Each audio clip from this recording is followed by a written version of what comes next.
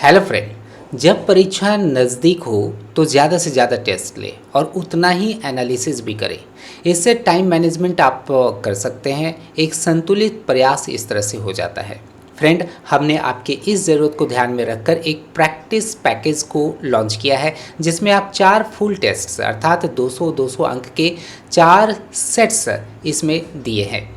इसके साथ ही साथ इसमें 80 से भी ज़्यादा सेक्शन वाइज और मिसलेनियस टेस्ट को भी सम्मिलित किया गया है।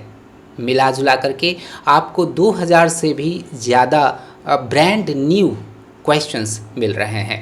अच्छे अंक प्राप्ति के लिए ये टेस्ट आपके लिए काफ़ी ज़रूरी होता है। इस पैकेज का लिंक डिस्क्रिप्शन बॉक्स में दे दिए गए हैं। अवश्य इसका लाभ उठाएं और अधिक से अधिक अंक लाएं। हेलो फ्रेंड, हम लोग डेली डेवलपमेंट अथॉरिटी के जूनियर ट्रांसलेटर एग्ज़ाम के अंग्रेजी पेपर के एक क्वेश्चंस का डिटेल में एनालिसिस कर रहे हैं। फ्रेंड, अभी तक हम लोगों ने 80 प्रॉब्लम्स को ऑलरेडी एनालिसिस किया।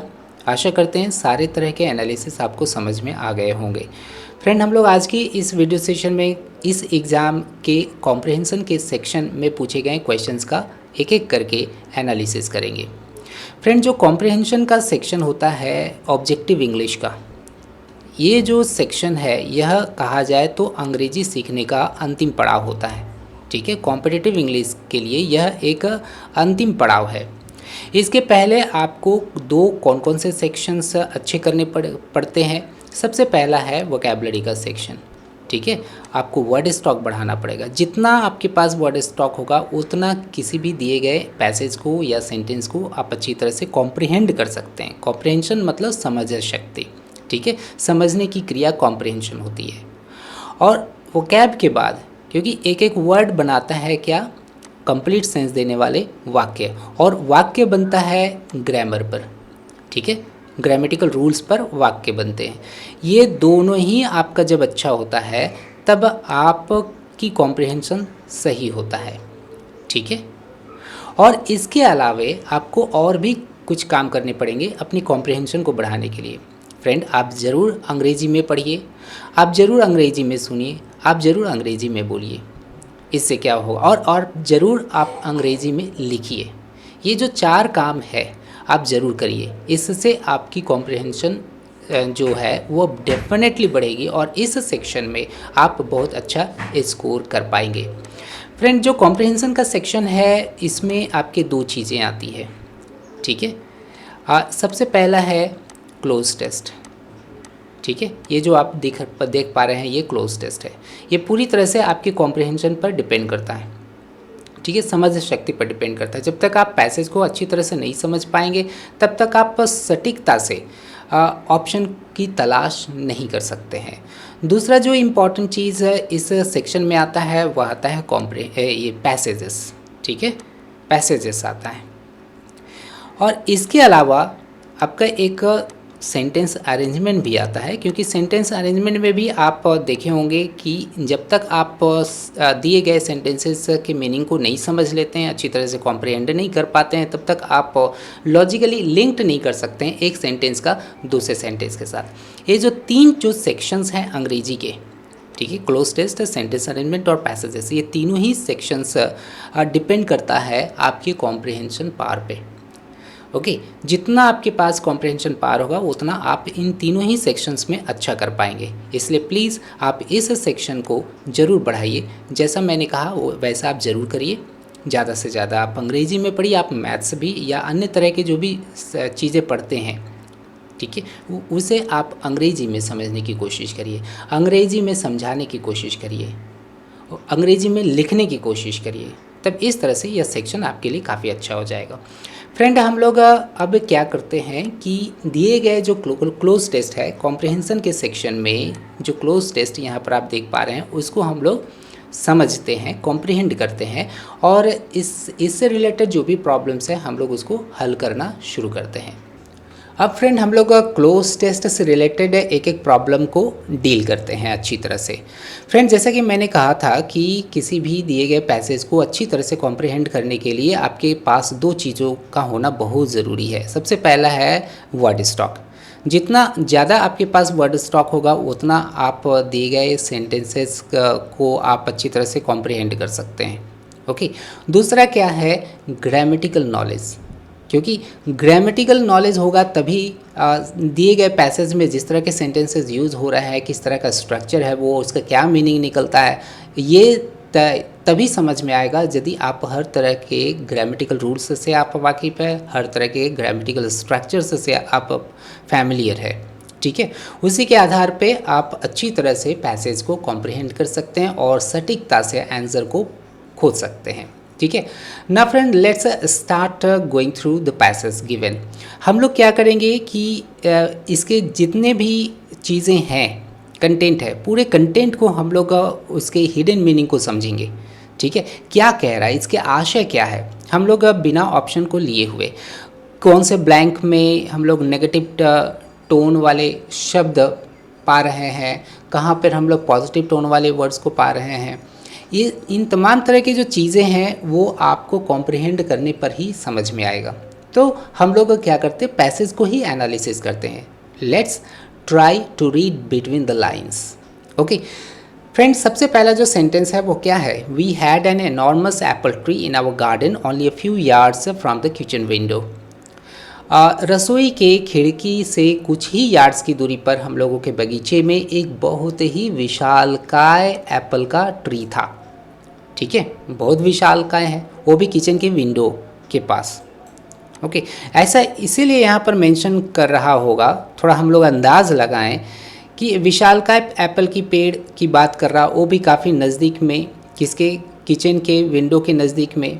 ओके, देखते हैं, थोड़ा सा आगे पढ़ते हैं, उसके बाद देखते हैं किस तरह का टोन जा रहा है, नेगेटिव टोन जा रहा है या पॉजिटिव टोन जा रहा है। एनॉर्मस एप्पल ट्री की बात कर रहा है और यहाँ पर किचन विंडो के नज़दीक में यह है विशालकाय सेव का ट्री, तो ऑब्वियसली घाटे की बात, नेगेटिव टोन ही आगे जा रहा होगा। हालांकि पढ़ते हैं यहाँ पर ये क्या है, यहाँ पर इन्वर्टेड कॉमर्स से स्टार्ट हो रहा है यह सेंटेंस। इसका मतलब है कि नेक्स्ट जो सेंटेंस है वह नरेशन है।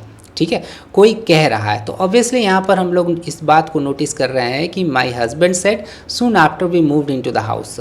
घर में दाखिला लेते ही मेरे पति ने, यहाँ पर आई किसके लिए आया हुआ है, पत्नी के लिए आया हुआ है। मेरे पति ने कहा हम लोगों को we really must cut that tree. यहाँ पर ऑब्वियसली कट के साथ हम लोग डाउन का यूज़ करेंगे और यहाँ पर ऐसे ही दिख रहा है यहाँ पर। ठीक है, डाउन, हम लोगों को अवश्य ही पेड़ को काट देना चाहिए। यहाँ रियली का मतलब वास्तव में यहाँ मत निकालिएगा, यह बस एक एम्फेसिस डालने वाला टर्म है। ठीक है, हम लोगों को पेड़ को काट ही डालना होगा, मेरे पति ने कहा जैसे ही हम लोग घर के अंदर दाखिला लिए। ठीक है, आगे वही कहते हैं, यहाँ पर फुल स्टॉप आ रहा है, आगे कहते हैं पति मुझे पता है इट्स डैश। यहाँ काट देने की बात कर रहा है तो ऑब्वियसली ये दूसरे ब्लैंक में कोई ना कोई एक नेगेटिव टर्म का यूज़ होगा, है ना। काट देना है, क्यों काट देना है, यहाँ पर ये बात कर रहा है। हो सकता है कि यह ठीक नहीं है, हो सकता है कि यह डेंजरस है या रिस्की है, यही बात कर रहा होगा। हम लोग आगे बढ़ेंगे जब हम लोग इसका आशय निकाल चुके रहेंगे तो आसानी से। यहाँ पर जो दूसरे ब्लैंक में एक नेगेटिव टोन वाला वर्ड आ रहा है। ठीक है, don't be silly I said, मतलब यहाँ पर पत्नी कहती है बेवकूफ़ मत बनो, यह कह रही है इट्स क्वाइट सेफ, यह पूरी तरह से सुरक्षित है। देखिए ऑब्वियसली ये जो सेफ आ रहा है इस चीज़ को इंडिकेट कर रहा है कि यहाँ पति ने ज़रूर ही ऐसी कोई बात की होगी जिसमें होगा कि ये जो विशालकाय पेड़ है जो रसोई घर के खिड़की से कुछ ही दूरी पर है, तो वह डेंजरस है, वह रिस्की है, वह अनसेफ है। इसलिए ये कह रही है, डायरेक्ट तरीके से कह रही है यहाँ पर पत्नी कि ये पूरी तरह से सेफ़ है। जस्ट उसका उल्टा यह कह रही है, ये काटने की बात कर रहे हैं जबकि पत्नी नहीं काटने की बात कर रहे हैं। वो सीधा सीधी कह रही है कि यह पूरी तरह से सेफ़ है। It isn't going to fall down on the house, यह हम लोगों के घर के छत पर गिरने वाला नहीं है, हम लोगों के घर पर नहीं गिरने वाला है, पत्नी बोलती है। ठीक है, well I read something in the paper only the dash day he said. फिर यहाँ पर पति बोल रहे हैं, देखिएगा पति बोला, फिर पत्नी बोली, फिर यहाँ पर फिर पति बोल रहे हैं। ये सब चीज़ों पे गौर करना है। ये कन्वर्सेशन या आर्गूमेंट चल रहा है, एक प्रॉस में है तो एक अगेंस्ट में है। ओके। तो वेल, खैर, आई रेड समथिंग, मैंने कहीं पर पढ़ा है, कुछ पढ़ा है। कहाँ पर पढ़ा है? पेपर में पढ़ा है। Only the dash day, day का यहाँ पर एक एट्रीब्यूटिव एडजेक्टिव यहाँ पर फिल करना है। वो हम लोग ऑप्शन पर जाएंगे तभी समझ में आएगा कि यहाँ पर क्या आ सकता है, लेकिन बहुत ही सिंपल सा ही वर्ड होगा यहाँ पर कि हम लोग पेपर में, मैंने पेपर में कहीं पढ़ा है किसी दिन, मान लिया जाए यहाँ पर हम लोग जस्ट सोच रहे थे किसी दिन मैंने पेपर में कुछ पढ़ा था। पति बोलता है, a tree crashed into a woman's bedroom during a storm. आंधी में, स्टॉर्म मीन्स होता है आंधी, आंधी में एक महिला के बेडरूम में एक पेड़ टूटकर गिर गया। ठीक है, crashed into a woman's bedroom मतलब टूट कर उसके बेडरूम में घुस गया एक तूफान में। पति बोलते हैं, she was going to get dash off the tree, और गिर गया और इस कारण से वो पेड़ के साथ क्या करने के लिए जा रही थी? हो सकता है कि पेड़ को ये भी काट देने की बात कर रही थी, है ना। किसी महिला के बारे में यहाँ पर पति कह रहे हैं, हो सकता है यहाँ अपनी पत्नी को डरा रहा हो, ठीक है, ताकि पेड़ काट दिया जाए। ओके, तो यहाँ पर ऑब्वियसली एक जो भी यहाँ पर जो यूज़ होने वाला जो टर्म है वो ऑब्वियसली नेगेटिव ही होगा, ठीक है। And now she is in hospital, और इस तरह से वो अब हॉस्पिटल में है ना। इन द एंड, अंत में, after several dash of this kind, और अंत में काफ़ी इस तरह की चीज़ें होने के कारण से यहाँ पर आपको कुछ भरना है। आफ्टर सेवरल हो सकता है आफ्टर सेवरल कन्वर्सेशन हो, आफ्टर सेवरल डिस्प्यूट्स हो, आफ्टर सेवरल टॉक्स कह सकते हैं, आफ्टर सेवरल कुछ विशेष तरह के यहाँ पे टर्म्स आपके यूज़ हो सकते हैं। We asked a couple of workman, हम लोगों ने दो वर्कमैन को बुलाया, दो मज़दूरों को बुलाया।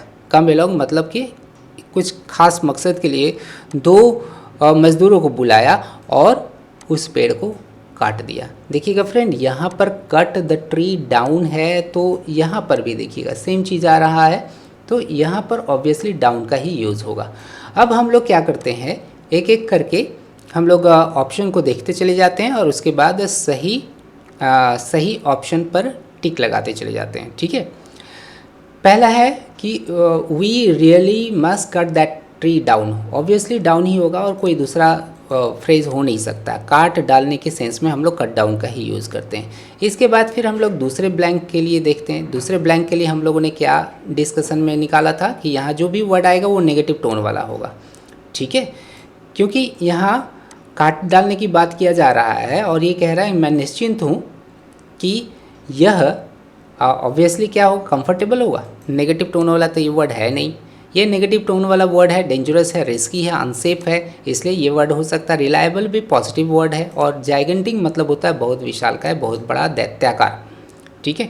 और इनॉर्मस का ऑलरेडी यूज़ हो चुका है, तो फिर यहाँ पर जाइगेंटिंग का रिपीटेशन नहीं करेंगे। तो इस तरह से यहाँ पर पहले हम लोगों ने यहाँ निकाल करके रखा था कि यहाँ पर जो वर्ड आएगा वो नेगेटिव टोन वाला होगा, ठीक है। टोन को पकड़िएगा फ्रेंड, यह पैसेज के लिए भी आपका इक्वली इम्पॉर्टेंट है, ठीक है।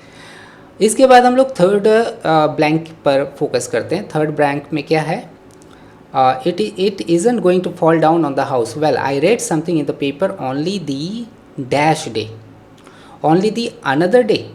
देखिएगा फ्रेंड, अनदर का यूज़ हम लोग तब करते हैं जब एक पहले बात हो चुकी थी, इसके बाद दूसरे की बात हो रही है, लेकिन यहाँ पर पहले के बारे में कोई बातचीत नहीं हुई है ना। इस कारण से अनदर का यूज़ इस तरह से हम लोग नहीं कर सकते। यहाँ पर और एवरी के बारे में, इस पर हम इन दोनों पे हम लोग फोकस कर लेते हैं। इसके बाद ये तो हम लोग देख ही पा रहे हैं कि ये हम लोगों का आंसर है, ठीक है। एवरी पर फोकस करते हैं कि एवरी हो सकता है कि नहीं। I read something in the paper only the every day, the नहीं लगेगा यहाँ पर, ठीक है। अगर एवरी के बारे में सोचते हैं तो यहाँ पर हो जाएगा। अगर दी को हटा देते हैं तब प्रत्येक दिन मैंने पेपर में पढ़ा था, ठीक है। और यहाँ पर तो अनआइडेंटिफाइड चीज़ के बारे में ही बात कर रहा है। खैर, हम लोग सीधा सीधे यहाँ पर ये करेंगे कि ये जो दी है, दी एवरी के साथ नहीं आ सकता है, ईच भी एवरी के साथ नहीं आ सकता है, तो बच्चा है ऑब्वियसली सेकंड वाला ही अदर, इसलिए यहाँ पर अदर डे, ठीक है। दूसरे दिन मैंने पेपर में कुछ पढ़ा था ऐसा। क्या पढ़ा था? ये tree crash into a woman's bedroom during a storm. आंधी के दरमियान में एक पेड़ किसी महिला के बेडरूम में टूटकर गिर गया, ठीक है। इसके बाद फिर टूट करके गिर गया तो she was going to get, और वो महिला क्या की, she was going to get dash off the tree, और वह महिला उस पेड़ को क्या करने जा रही थी, शेड करने के लिए जा रही थी। She was going to get shade.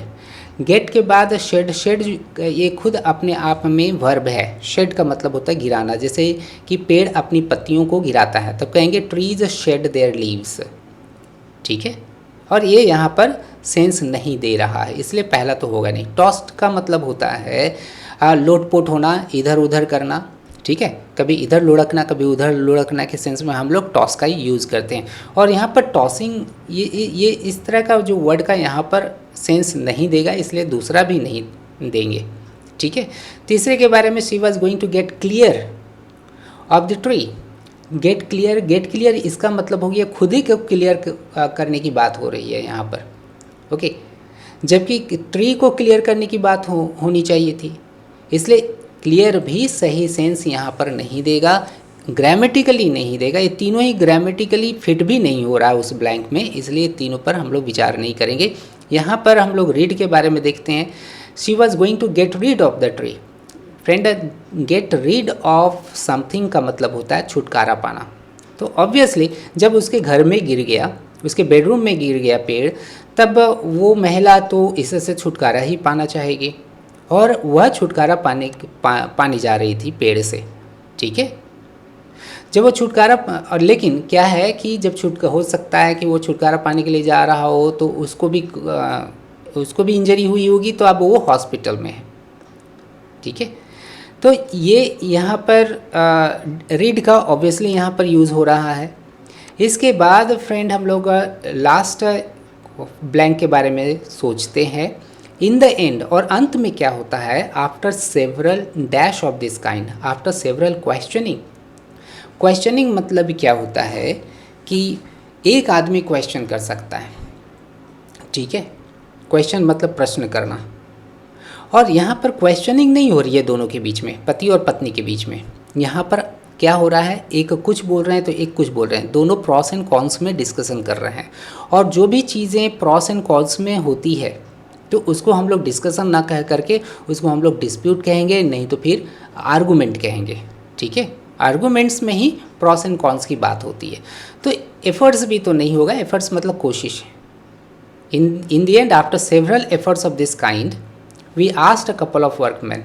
किस तरह का, दोनों मिल करके तो एफर्ट्स नहीं लगा रहे थे, दोनों का यहाँ ओपिनियन डिफरेंट था, ओके।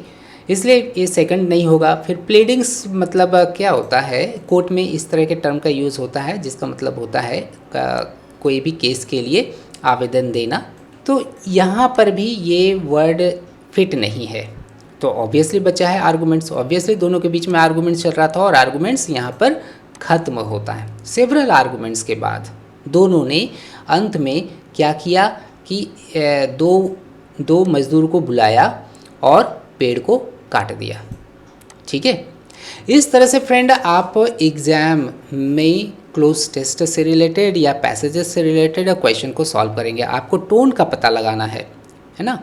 टोन का पता लगाने के लिए कुछ विशेष तरह के कीवर्ड्स होते हैं, वे कीवर्ड्स को आपको हाईलाइट करके रखना है, मतलब दिमाग में उस तमाम तरह के कीवर्ड्स को ध्यान में रख करके टोन को पता लगाना है। हो सकता है कि आधा दूर तक पैसेज जाएं, उसके बाद फिर अचानक टोन चेंज हो जाए, पॉजिटिव से नेगेटिव हो जाए या नेगेटिव से पॉजिटिव हो जाए या पॉजिटिव नेगेटिव इस तरह से चलते रहें।